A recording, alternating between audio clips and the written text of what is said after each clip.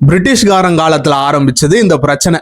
அதாவது கோயிலுக்கு பக்கத்துல இருக்கக்கூடிய ஒரு நிலத்தை கை காமிச்சு அங்க இருக்கக்கூடிய ஒரு அதிகாரியை கூப்பிட்டு இந்த நிலம் யாருக்கு சொந்தம் அப்படின்னு கேட்டீங்கன்னா அதற்குண்டான பதில் அளிக்கிறதுக்கே 2-3 வருஷம் கூட ஆகலாம். அந்த நிலம் கோயிலுக்கு சொந்தமா, அவனுக்கு சொந்தமா, இவனுக்கு சொந்தமா, இல்ல HRNC டிபார்ட்மெண்ட்டுக்கு சொந்தமா அப்படின்றது இங்க யாருக்குமே தெரியாது. சோ இதுல பல்வேறு வகையான சிக்கல்கள் இருக்கு. அந்த பிரச்சனை இன்னைக்கு டிவிகேவை எங்க கொண்டு விட்டுருக்குன்னா, டிவிகே செஞ்ச ஊழல் இதுதான். பழனியில உள்ள கோயிலுக்கு சொந்தமான ஒரு நிலத்தை எப்படி இவங்க அசால்ட்டா ஹேண்டில் பண்ணுவாங்க அப்படின்னு சொல்லக்கூடிய அந்த நிலைமைக்கு கொண்டு விட்டுருக்கு. இன்னைக்கு எதிர்கட்சிகள் எல்லாருமே வச்சு செஞ்சுட்டு வராங்க டிவிகேவை. எப்படி இது நடக்கலாம்? 100 கோடி ரூபாய் மதிப்புள்ள ஒரு கோயிலுக்கு சொந்தமான அந்த நிலத்தை வெறும் 2 கோடி கொடுத்து வாங்க ஒரு குரூப் முயற்சி பண்ணியிருக்காங்க. ஸோ இதை குறித்து தான் இந்த வீடியோல நம்ம டீட்டெயிலா டிஸ்கஸ் பண்ண போறோம். இன்னொரு பக்கம் அங்க அருண் IPS அவரை ஒரு டம்மி போஸ்டிங்க்கு மாத்திருக்காங்க. இதனால நம்மளுடைய சவுக்கு சங்கர் பயங்கரமா குத்தாட்டம் போட்டுக்கிட்டு இருக்காரு. தொடர்ந்து டிவிகேல இருந்து யார் யாரெல்லாம் தப்பு பண்றாங்களோ அவங்களெல்லாம் கட்சியை விட்டு நீக்கிட்டு வராங்க, ஆக்ஷன்ஸுமே எடுத்துட்டு வராங்க. அந்த மாதிரிதான் வீராசாமி அப்படின்னு சொல்லக்கூடிய ஒரு நபரை அவர் கான்ட்ராக்ட் கொடுக்கறதுக்காக 1,30,000 லஞ்ச பணமா வாங்கியிருக்காரு. இதனால அவரை அடிப்படை உறுப்பினர்ல இருந்தும் நீக்கியிருக்காங்க. அவரை இப்ப கைதுமே பண்ணியிருக்காங்க. இது எல்லாத்துக்கும் இருக்கக்கூடிய கனெக்ஷன்ஸ் என்ன, இது ஏன் இன்னைக்கு சீரியஸான இஷ்யூவா மாறி இருக்கு அப்படின்றத நம்ம இந்த வீடியோல பார்க்க போறோம். Once again welcome back to OG Politics.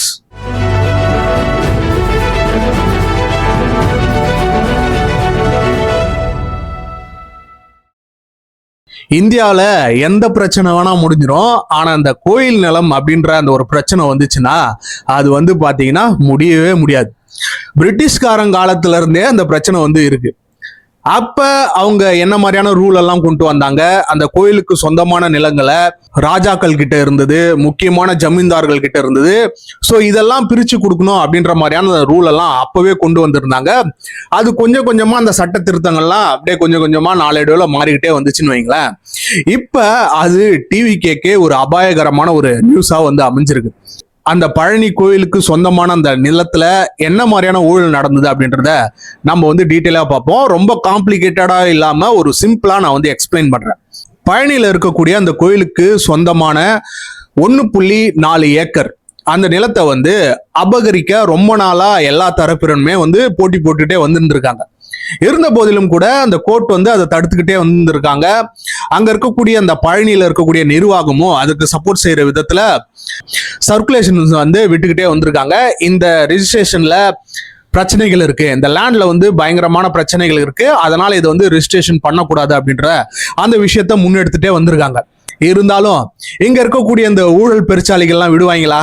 தொடர்ந்து முயற்சி பண்ணிட்டே இருந்திருக்காங்க அந்த லேண்டை எப்படியாவது அபகரிக்கணும் அப்படின்றதுக்காக. பல தடவை அதற்கு எதிராக கோர்ட் வெர்டிக்ட் கொடுத்திருந்தாலுமே தொடர்ந்து கோர்ட்டை போயிட்டு பார்த்துக்கிட்டே இருந்திருக்காங்க. அப்படி ஒரு டீம் தான் போயிட்டு அப்ரோச் பண்ணியிருக்காங்க. அதற்கு கோர்ட்டும் என்ன சொல்லியிருக்காங்கன்னா, there can be registered only if was otherwise in order அப்படின்னு சொல்லிட்டு ஒரு வெர்டிக்டை ஏப்ரல் 1 அன்னைக்கு கொடுத்துருக்காங்க. ஸோ அந்த விஷயத்துல இன்வால்வ் ஆன வெள்ளைத்துறை சேதுபதி அப்படின்னு சொல்லக்கூடிய அந்த நபர்கள் இவங்க தான் பையரு. செல்லர் யாருன்னு பாத்தீங்கன்னா முருகதாஸ் அப்படின்னு சொல்லக்கூடிய அந்த நபர். இதை எடுத்து வச்சுக்கிட்டு இந்த லேண்டை எப்படியாவது அபகரிக்கணும்ட்டு பயங்கரமா பிளான் போட்டிருக்காங்க. அதற்குண்டான விஷயங்களும் முன்னெடுத்திருக்காங்க. இந்த வெர்டிக்டை எப்ப கொடுத்துருக்காங்க? ஏப்ரல் 1 அன்னைக்கு கொடுத்துருக்காங்க. அப்பெல்லாம் பாத்தீங்கன்னா டிவிகே ஆட்சிக்கே வரல. மே 10ஆம் தேதி தான் டிவிகே ஆட்சிக்கு வந்தது. இது போன இதுல இருந்தே நடந்துகிட்டு இருக்கு. போன ஆட்சியில இருந்தே கண்டினியூவேஷனா தான் இது வந்துகிட்டு இருக்கு. சோ இதற்குண்டான ஆப்பர்ச்சுனிட்டி எப்பயாவது கிடைக்குமா, எப்படியாவது இந்த லேண்டை அபகரிச்சணும் அப்படின்னு சொல்லிட்டு இந்த டீம் முயற்சி பண்ணியிருக்காங்க போல. அதே மாதிரிதான் ஜூலை 3ஆம் தேதி ரிஜிஸ்ட்ரேஷன் பண்றதுக்காக போயிருக்காங்க. அப்ப அங்க இருந்த சப் ரிஜிஸ்ட்ரார் என்ன சொல்லியிருக்காங்கன்னா, அதை தடுத்து நிறுத்தி வச்சிருக்காங்க. இதற்கு காரணம் என்னன்னு பாத்தீங்கன்னா, ஜூலை 2ஆம் தேதி பாருங்க, ஜூலை 3ஆம் தேதி இவங்க ரிஜிஸ்டர் பண்ண போயிருக்காங்க. ஆனா ஜூலை 2ஆம் தேதியே அங்க இருக்கக்கூடிய ஜாயின்ட் கமிஷன் மூலியமா ஒரு மெமோ வந்திருக்கு, ஒரு சர்க்குலேஷன் வந்திருக்கு. இந்த மாதிரி இந்த லேண்ட் பிரச்சனை போய்கிட்டு இருக்கு, அது ஒரு காம்ப்ளிகேட்டடான கேஸா இருக்கு, இதனால அந்த லேண்டை ரெஜிஸ்டர் பண்ணாதீங்க, அதை அப்படியே கிடப்புல போடுங்க அப்படின்ற மாதிரியான அந்த சர்க்குலேஷன் வந்திருக்கு. இருந்தாலும் இந்த ஊழல் பெருச்சாளிகள்லாம் விடுவாங்களா? எப்படியாவது நம்ம வந்து அந்த லேண்டை அபகரிச்சணுன்றதுக்காக தொடர்ந்து பிளான் போட்டிருக்காங்க. இவங்களுக்கு ஏத்த மாதிரியான ஒரு சமயம் வந்து ஏற்பட்டிருக்கு. டிரான்ஸ்ஃபர் வந்து ஆயிருக்காங்க. ஒரு புதுசா ஒரு சப் ரிஜிஸ்ட்ரார் வந்து வந்திருக்காங்க போல, டிரான்ஸ்ஃபர் ஆயிருக்காங்க. அவங்க வந்து லீவ்ல போயிருக்காங்க. அந்த சமயத்துல ரீப்ளேஸ்மெண்ட்காக பக்கத்துல யார் யாரெல்லாம் இருக்காங்களோ அவங்கள இப்ப கொஞ்சம் யாரு ஃப்ரீயா இருக்காங்களோ அவங்கள வந்து அசைன் பண்ணுவாங்க, அடிஷனல் டியூட்டிக்காக அசைன் பண்ணுவாங்க. அந்த மாதிரி தான் கொடைக்கானலுடைய சப் ரிஜிஸ்ட்ராரான ஜஸ்டின் மணிகண்டன் அப்படின்றவரை பழனிக்கு அசைன் பண்ணியிருக்காங்க. கொஞ்சம் சில நாட்களுக்கு யாரு அந்த லீவ்ல போயிருக்காரு இல்லையா, அந்த ஆபீசருக்கு பதிலாக ரீப்ளேஸ்மெண்ட்டா இவர் வந்து போட்டிருக்காங்க. இது யூஸ்வலா நடக்கக்கூடியதுதான் வைங்களேன். நம்ம ஊர்ல எல்லாம் கூட இது சர்வசாதாரணமா நடக்கக்கூடிய ஒரு விஷயம் தான். ஏன்னா பழனிக்கும் கொடைக்கானலுக்குமே வந்து ஒரு 60 கிலோமீட்டர் டிஃபரன்ஸ் தான். ஸோ அதனால இவர் வந்து அசைன் பண்ணியிருக்காங்க. அது பிரச்சனை கிடையாது. அந்த சமயத்துல ஒரு விஷயம் நடந்திருக்கு. இங்க முயற்சி பண்ணிக்கிட்டே இருந்தாங்க இல்லையா, இந்த லேண்டை எப்படியாவது அக்வயர் பண்ணுன்ற இந்த குரூப், அப்போ போயிட்டு அவர் வந்து பார்த்துருக்காங்க. ஸோ இந்த விஷயங்கள்லாம் அவருக்கு தெரியாது போல. அதனால அவர் சிம்பிளா வந்து ரிஜிஸ்ட்ரேஷன் பண்ணி கொடுத்துட்டாரு.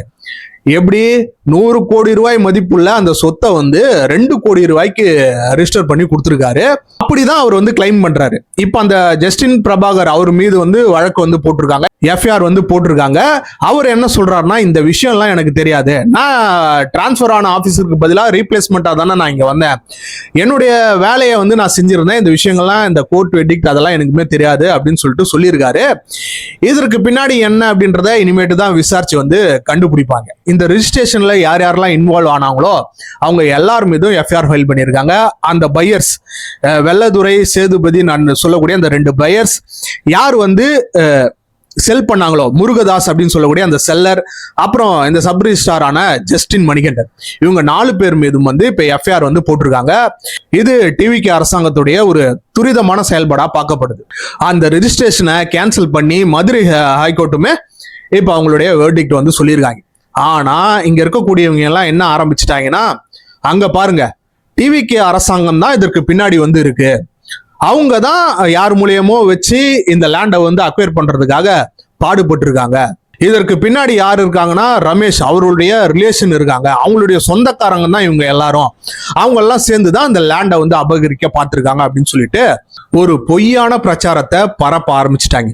அவங்க தான் ரொம்ப நாளா எதிர்பார்த்துக்கிட்டு இருக்காங்களே, இங்க டிவிக்கு அரசாங்கம் ஏதாவது ஒரு சின்ன தப்பாவது செஞ்சிட மாட்டாங்களா அப்படின்னு சொல்லிட்டு பார்த்துக்கிட்டு இருக்காங்களே, அந்த மாதிரிதான் இந்த விஷயம் வந்து இந்த வாயில வெத்தலை பாக்கு போட்ட மாதிரி மாட்டிடுச்சு. சோ இதை எடுத்து வச்சு பேசிக்கிட்டு இருக்காங்க. இதை குறிச்சு அமைச்சர் ரமேஷ் என்ன சொல்றாருன்னா, இது போன ஆட்சியில இருந்தே வந்து நடந்துகிட்டு இருக்கு, போன ஆட்சியில இருந்தே எப்படியாவது லேண்ட் அபகரிக்கணும்ட்டு பல்வேறு தரப்பினரும் வந்து பாடுபட்டுக்கிட்டே வராங்க, அவங்களுடைய முழு முயற்சியிலே ஈடுபட்டுக்கிட்டு வராங்க. கண்டிப்பா ஏதாவது ஒரு கோயில் நிர்வாகத்திடம் போயிட்டு நீங்க கேட்டீங்கன்னா தெரியும் எந்த மாதிரியான லேண்ட் பிரச்சனைலாம் இருக்கு. ஒரு சின்ன கோயில் இருந்தா கூட அதற்கு ஒரு 10 லேண்ட் கேஸ் வந்து நடந்துகிட்டு இருக்கும் ஹைகோர்ட்ல. ஆனா நான் முன்ன சொன்ன மாதிரிதான் பிரிட்டிஷ் காலத்துல இருந்தே இந்த பிரச்சனை இருக்கு. அந்த லேண்ட் வந்து பொதுமக்களுக்கு சொந்தமா, அதுல யார் யாரெல்லாம் வேலை செஞ்சாங்களோ அவங்களுக்கு சொந்தமா, இல்ல அந்த லேண்டை யார் வாங்கினாங்களோ அவங்களுக்கு சொந்தமா அப்படின்றது ஒரு குழப்பத்திலே போய்கிட்டு இருக்குன்னு வைங்களேன். இந்த ஹெச்ஆர்என்சி டிபார்ட்மெண்ட்டே கொண்டு வரதுக்கு ஒரு முக்கியமான காரணமே அந்த ஒரு விஷயம் தான். சோ அப்படி இருக்கக்குள்ளார இதற்கு வந்து டிவிகே அரசாங்கம் தான் காரணம், அவங்க தான் அதற்கு பின்னாடி இருக்காங்கன்னு சொல்லிட்டு ஒரு சுத்தமான வடிகட்டின பொய்யை வந்து சொல்லிக்கிட்டு இருக்காங்க. ஆனா இதற்கு முக்கியமான காரணம் என்னன்னு பாத்தீங்கன்னா, இதுல இருக்கக்கூடிய அந்த சந்தேகங்கள். அதாவது ஒரு ஆபீசர் வந்து லீவ்ல போயிருக்காரு, அப்போ ஒரு ரீப்ளேஸ்மெண்ட்காக ஒரு ஆபீசர் வராரு.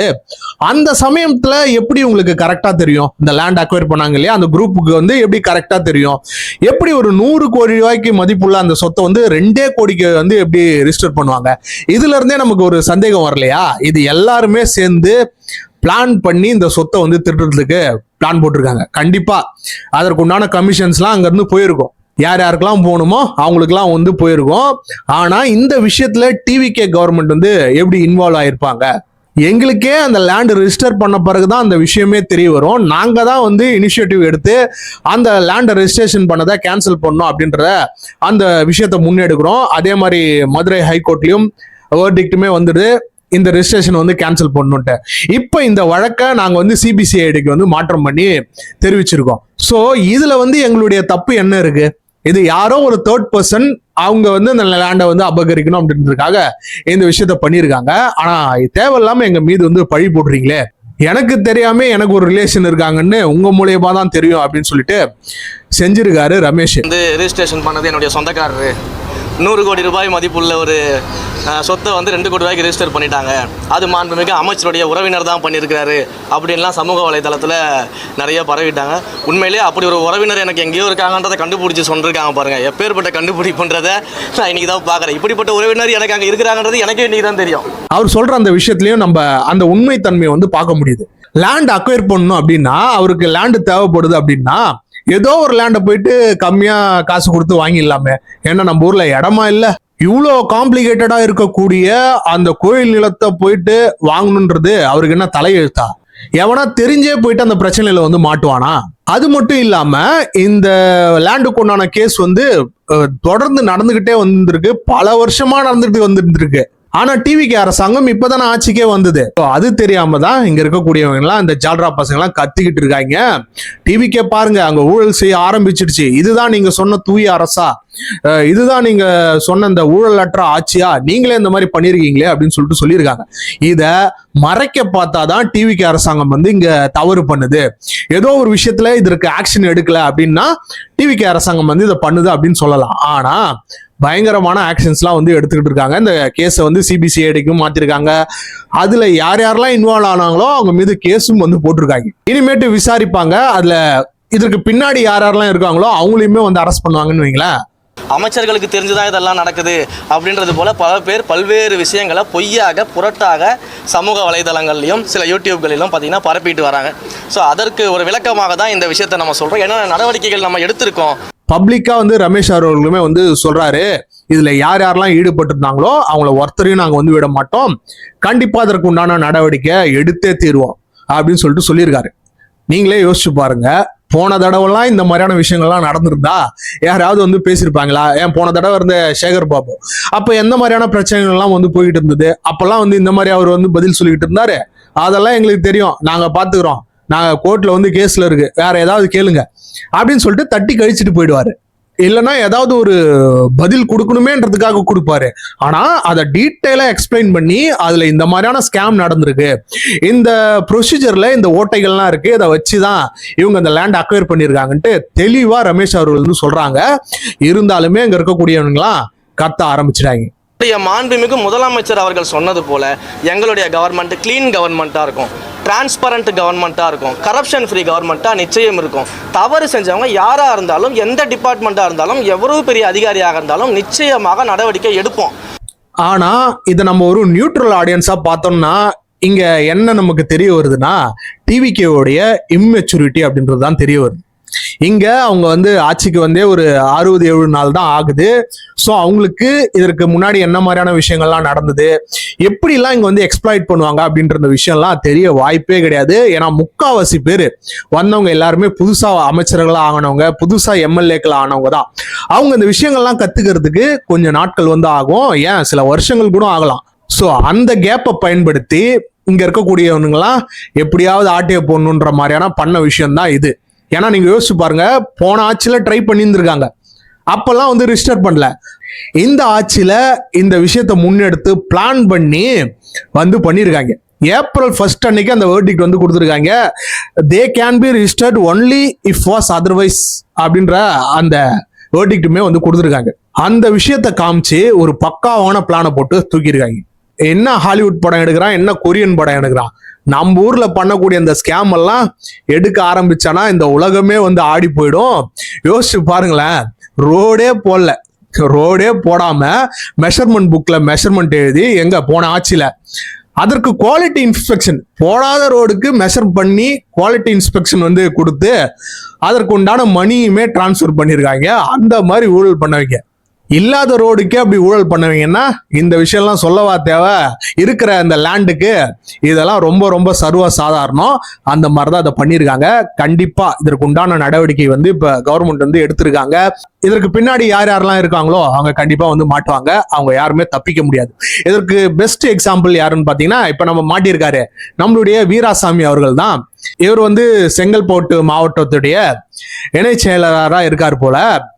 இவரு கேஷுவலா லஞ்சம் வாங்கியிருக்காரு. எவ்வளோன்னு கேக்குறீங்க? 1,30,000 ரூபாய் கையூட்டு வாங்கியிருக்காரு. மாம்பாக்கம்னு நினைக்கிறேன், அந்த தொகுதிக்கு உட்பட்ட அவருடைய ஆபீஸ்ல வந்து உட்காந்துக்கிட்டு கேஷுவலா வாங்குறாரு. இந்த 30,000 ரூபாயா அங்க கொடுத்துட்டு போ, மீதி பணத்தெல்லாம் ஜிபே பண்ணிடுன்னு சொல்லிட்டு இருப்பார் போல. அந்த மணியை யார் கொடுத்தாரோ அவரு வீடியோவும் எடுத்து அந்த டிரான்சாக்ஷன்லாம் நடந்த அந்த விஷயங்கள் எல்லாத்தையும் எடுத்து பக்காவா செட் பண்ணி அவரை வச்சு செஞ்சுட்டாரு.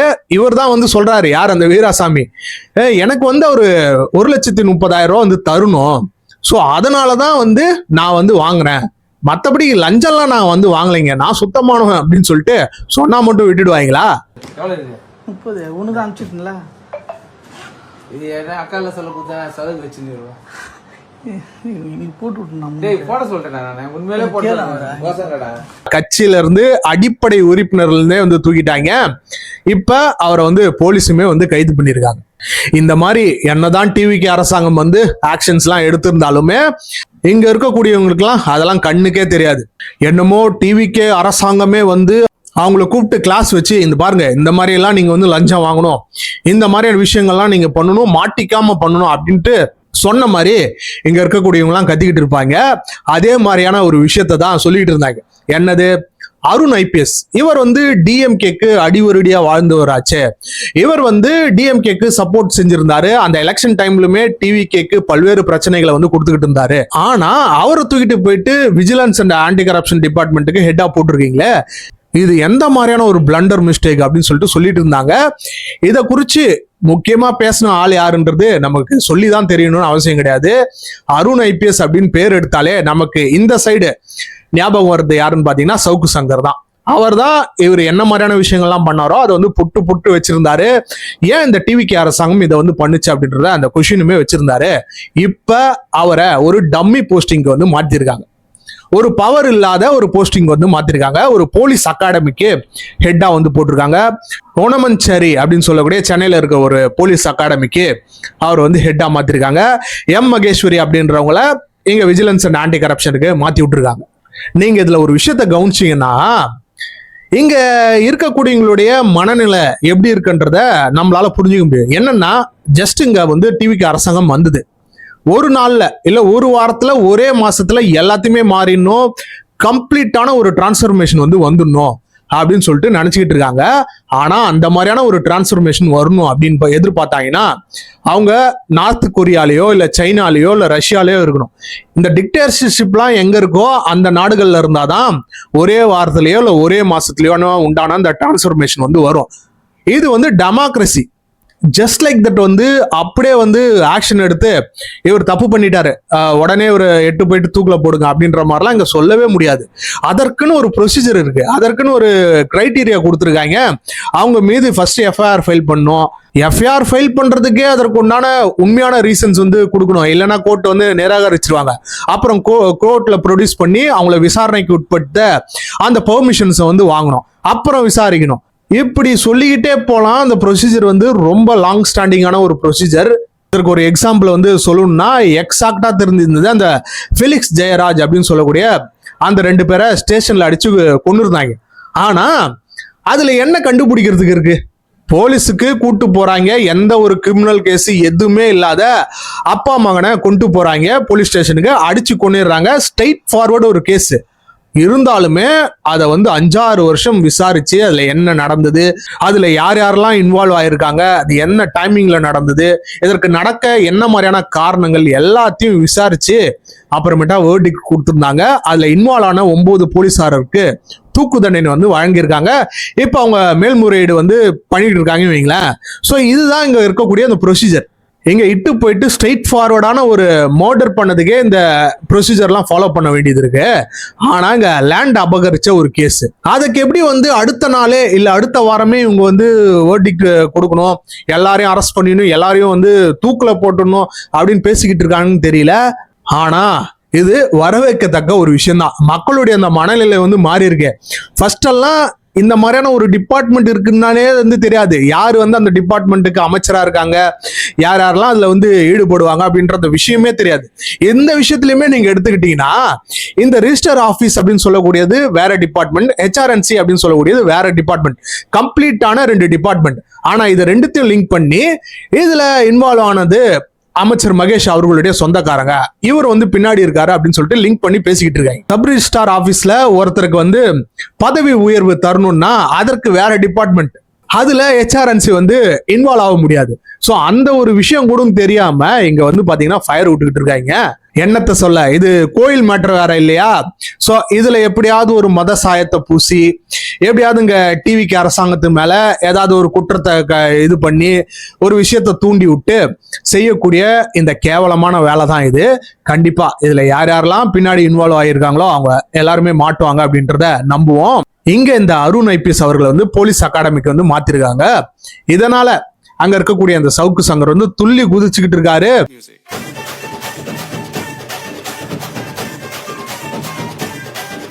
பாட்டெல்லாம் போட்டு டான்ஸ் எல்லாம் ஆடிக்கிட்டு இருக்காரு. அதை எடுத்து வச்சு இங்க இருக்க டிவிகே விர்ச்சுவல் வாரியர்ஸும் சரி, டிவிகேக்கு சப்போர்ட் பண்ணக்கூடிய நபர்களுமே பேசிக்கிட்டு இருக்காங்க.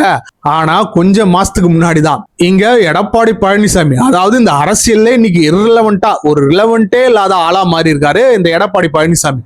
அவர் வந்து இங்க முதலமைச்சர் ஆகணும் அப்படின்னு சொல்லிட்டு பேசிக்கிட்டு இருந்த நபர் தான் நம்மளுடைய சவுக்கு சங்கர். விஜயா அவருக்கெல்லாம் பெருசா 10 சீட்டு 20 சீட்லாம் வராதுப்பா. ஒரு நல்லா வந்து வருவாரு, ஒரு ஓட் பர்சன்டேஜ் வந்து வாங்குவாரு, ஆனா முதலமைச்சர்லாம் வாங்க மாட்டாருப்பா அப்படின்னு சொல்லிட்டு பேசிக்கிட்டு இருந்தாரு. அப்புறம் முதலமைச்சர் விஜய் அவர்களுக்கு பயங்கரமான சப்போர்ட் வந்து நாளுக்கு நாள் ஏறிக்கிட்டே வருது அப்படின்றதுக்காக இங்க வந்து ஜம்ப் அடிச்சிட்டாரு. ஸோ அது தெரியாம எங்க இருக்கக்கூடியவங்க எல்லாம் ஃபயர் விட்டுட்டு இருக்காங்க. ஆனா அவங்களுக்கெல்லாம் ஒரு பழமொழி சொல்ல விரும்புறேன், பாம்பின் கால் பாம்பறியும். ஸோ அவ்வளோதான் ஃப்ரெண்ட்ஸ், இன்னைக்கு வீடியோவில் நம்ம முக்கியமான விஷயங்களை டிஸ்கஸ் பண்ணோம். கண்டிப்பாக அந்த வீடியோ வந்து உங்களுக்கு பிடிச்சிருக்கும்னு நினைக்கிறேன். மறக்காம நம்மளுடைய சேனலை வந்து சப்ஸ்கிரைப் பண்ணிக்கோங்க. இதே மாதிரியான பல்வேறு அரசியல் சார்ந்த வீடியோக்களை நான் கொண்டு வர போகிறேன். Until then, bye from OG Politics.